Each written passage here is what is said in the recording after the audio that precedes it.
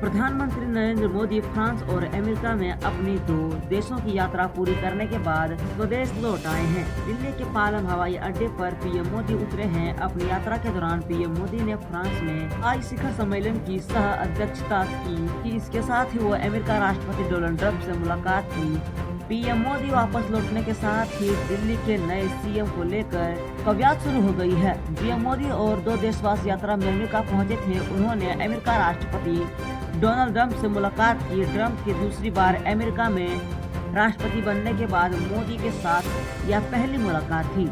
America राष्ट्रपति ने PM Modi की काफी प्रशंसा की और कई मुद्दों पर भारत के रुख को गंभीरता से समझने की कोशिश की। पीएम मोदी के साथ संयुक्त प्रेस कॉन्फ्रेंस में ट्रंप ने न केवल यह घोषणा की कि उसके प्रशासन ने 2008 के मुंबई आतंकी हमले के आरोप कहबराना के प्रपंच में अमेरिका में साझा बयान के दौरान पीएम मोदी ने राष्ट्रपति डोनाल्ड ट्रंप को भारत आने का न्योता दिया। उन्होंने कहा कि भारत के लोग आज भी राष्ट्रपति डोनाल्ड ट्रंप की 2020 की यात्रा को याद करते हैं।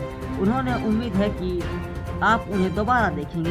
भारत के 140 करोड़ लोगों की ओर से आपको भारत आने के लिए आमंत्रित करता हूं। अवैध आप्रवासन मुद्दे पर पीएम मोदी ने कहा कि जो लोग अवैध रूप से दूसरे देशों में रहते हैं उन्हें वहां रहने का कोई कानूनी अधिकार नहीं।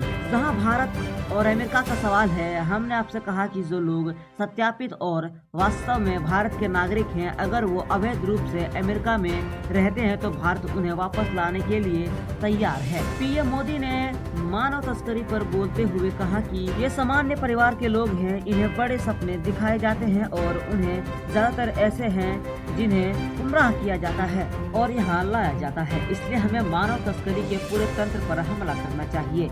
अमेरिका और भारत का प्रयास होना चाहिए कि हमें ऐसी प्रजातांत्रिक तंत्र को जड़ से नष्ट कर दे ताकि मानव तस्करी समाप्त हो जाए। हमारी लड़ाई उससे या फिर उस परिस्थिति तंत्र के खिलाफ है।